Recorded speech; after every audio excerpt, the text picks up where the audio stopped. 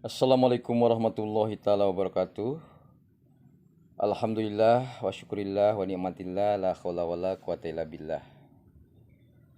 Pemirsa, selamat berjumpa kembali bersama saya masih di Kamila Channel.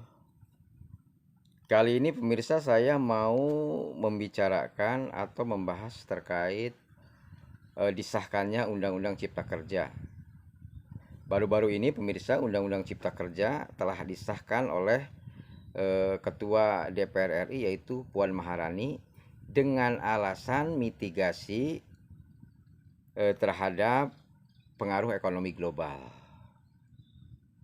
Nah, di internal parlemen dalam rapat tersebut ada dua partai yang tidak sepakat ataupun menolak, yaitu Demokrat dan PKS, karena dia memang oposisi. Jadi konsisten dengan sikapnya sebagai oposisi. Nah, pemirsa, terkait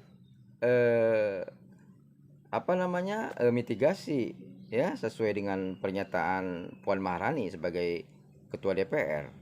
Alasannya adalah mitigasi terhadap pengaruh ekonomi global. Nah, kalau kita bicara masalah ekonomi, pemirsa, tentu kita sebagai negara yang mempunyai kekayaan sumber daya alam yang melimpah ruah, ya, maka dari itu tidak perlu kita khawatir dengan pengaruh ekonomi global. Karena sejatinya jika kita mempunyai kekayaan yang banyak ataupun harta kekayaan yang melimpah, maka kita bisa berekonomi secara mandiri. Bahkan negara lain pun bisa ketergantungan kepada kita. Jadi kita tidak perlu parno dengan ekonomi global ataupun global ekonomi. Nah, terkait disahkannya RUU Cipta Kerja ini di luar pemerintahan ataupun oposisi, pemirsa, ya kita sebut saja kelompok Dr. Rizal Ramli, dia menggugat pasal 2 tahun 2002 terkait Cipta Kerja ini. Nah, di sini sebagai rakyat saya pribadi, pemirsa, bingung ataupun skeptis. Karena di sisi lain ada yang mengendos sehingga undang-undang ini kemudian disahkan, tapi di sisi lain di luar pemerintahan ada yang menggugat. Dari sini bikin bingung sebagai terhadap rakyat, ya, seperti saya sendiri. Nah, menurut Rizal Ramli, ya, secara garis besarnya saya petik, Undang-Undang Cipta Kerja ini adalah undang-undang yang menguntungkan kelompok pengusaha dari segala konsesinya. Kira-kira seperti itu. Walaupun kita tidak bisa persis ya mengcopy dari kata-kata Rizal Ramli tersebut.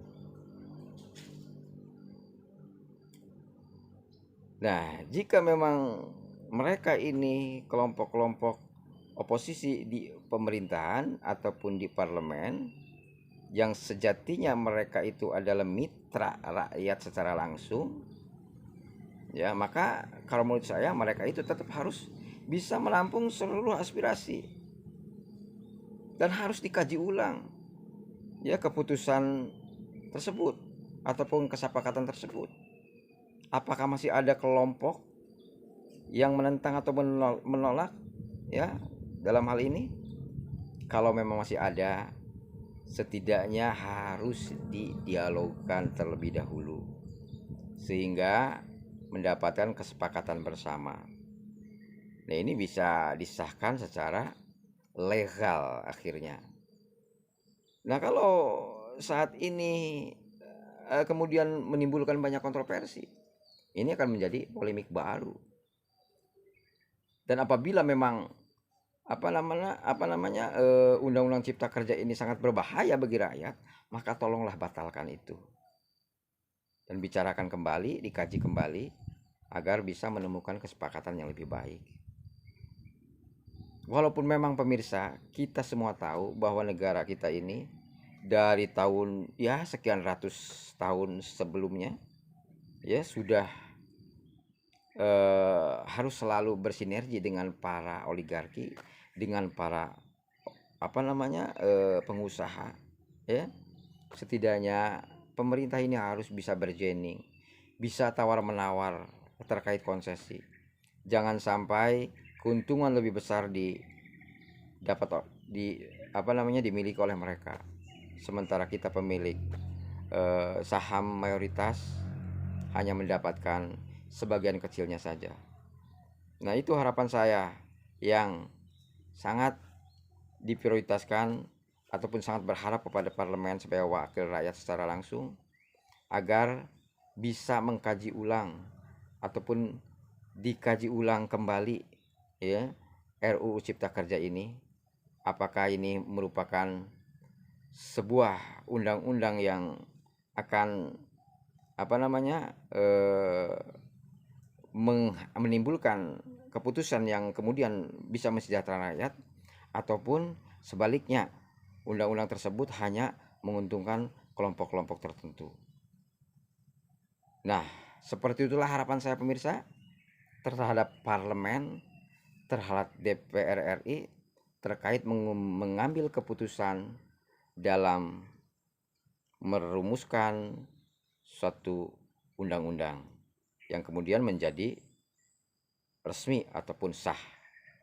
Nah, demikian pemirsa. Wassalamualaikum warahmatullahi wabarakatuh.